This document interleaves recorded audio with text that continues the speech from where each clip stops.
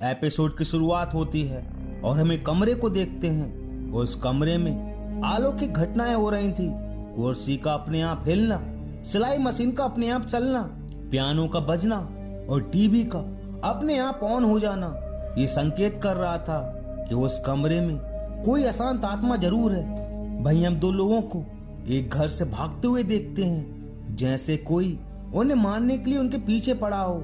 और तभी वो आत्मा उनके सामने आ जाती है, पर फिर भी वो उससे बचकर भाग जाते हैं। जिसके बाद स्टोरी प्रेजेंट में आ जाती है, जहां हम मिस फियोन को देखते हैं। पीटर उन्हें फोन लगाकर बता रहा था कि मैम, कुछ लोग हैं जो गोवा घूमने आए हैं, कुछ दिन आपके बंगले में रुकना चाहते हैं, क्या मैं उन्हें आपके पास भेज दूं? पर मिस फियोन्सिका कहती हैं कि कोई भी गेस्ट एक दिन से ज्यादा नहीं रुकता। चलो ठीक है, उन्हें भेज दो। वहीं अगले दिन 3 लोग उनके घर आते हैं, अंशुल, नेहा और आरती। फियोन्सिका कहती है कि इस घर के कुछ रूल्स हैं, अगर फॉलो नहीं किया तो तुरंत इस घर से निकाल दिए जाओगे। बिना मेरे पूछे किसी भी चीज को हाथ नहीं लगाओगे। खाना ठीक 8 बजे मिलेगा, उसके बाद नहीं, और 11 बजे तक सभी जाकर सो जाएंगे। बीच की रेत घर में नहीं आएगी। ये सब सुनकर सभी को काफी अजीब लग रहा था, कहीं ये बुढ़िया बुढ़ापे में सटिया तो नहीं गई। जिसके बाद मिस फियोन्सिका सभी से अपना नाम और नाम का मतलब पूछती हैं, जो इन्हें काफी अजीब लगता है।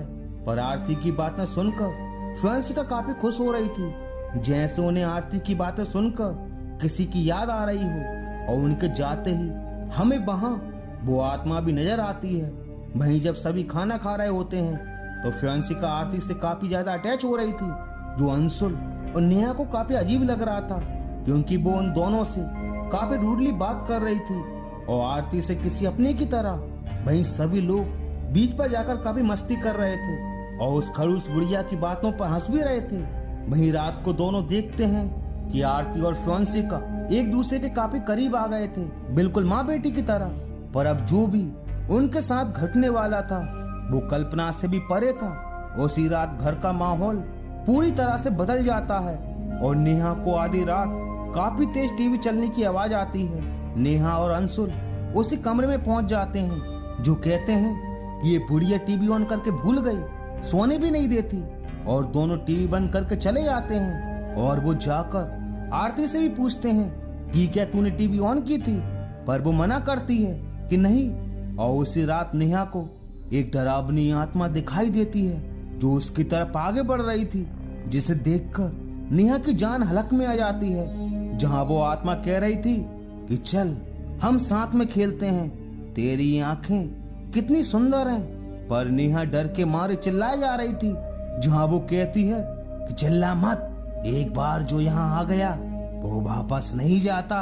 और दूसरे ही पल वो आत्मा वहां से गायब हो जाती है और नेहा भागकर अंशुल के पास जाती है, जहां वो देखते हैं कि वही आत्मा अपने भयानक रूप में मशीन को चला रही है।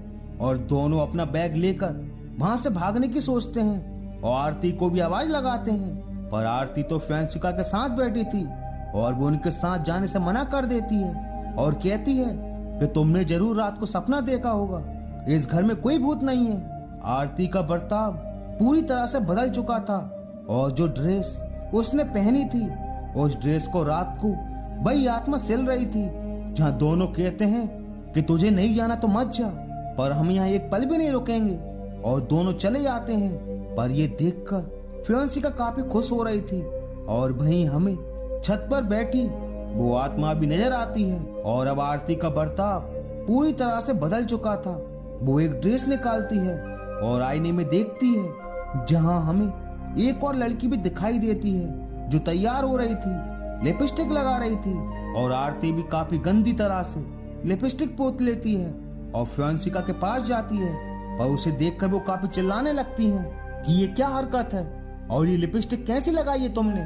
पर आरती को कुछ याद नहीं था कि ये सब कब हुआ और फियोन्सिका उस पर काफी नाराज होकर चली जाती है। वहीं जब शाम को वो घर लौटती है तो आरती ने उनके लिए खाना बनाया था और कमरे में रखी हुई चीजों को यहाँ से वहां रख दिया था। क्राइस्ट की फोटो को भी शिफ्ट कर दिया गया था, जो फियोन्सिका को काफी बुरा लगता है। और अब आरती भी अजीब तरह से बात कर रही थी कि चेंज की जरूरत है, काश पहले ही कर दिया होता, 8 बजे खाना, 11 बजे सोना, ये ना करना वो ना करना, तंग आ गई हूं मैं आपके डिसिप्लिन से, चैन चाहिए मुझे। और वो अपने कमरे में चली जाती है। पर अब आरती पूरी तरह से उस आत्मा के बस में आ चुकी थी और वो फ्रांसिका के पास जाती है, जहाँ फ्रांसिका कहती है कि क्या तुमने दारू पी रखी है और तुमने कैरल की ड्रेस कैसे पहनी और उसकी तरह बात क्यों कर रही हो। जहाँ आरती कहती है क्योंकि मैं ही कैरल हूँ और यही हमें कैरल के बारे में पता चलता है। दरअसल कैरल फ्रांसिका की बेटी थी, पर उनका डिसिप्लिन, सख्त रवैया हरदम कैरल को परेशान करता था। ये मत करो वो मत करो, बचपन से लेकर जवानी तक वो उसे टोकती रहती थी और उनके सख्त रवैये से तंग आकर कैरल ने अपनी जान दे दी और अब वो फिर से अपनी जिंदगी जीना चाहती है आरती के रूप में, जहां वो कह रही थी कि you killed me mom, you killed me, और कैरल कैंची उठाकर फ्रांसिका को मार डालती है और हमेशा वो आरती के शरीर में रहकर अपनी जिंदगी जिएगी। और इसी के साथ इस एपिसोड का दी एंड हो जाता है। तो मिलते हैं अगले वीडियो में and thank you so much for watching this video.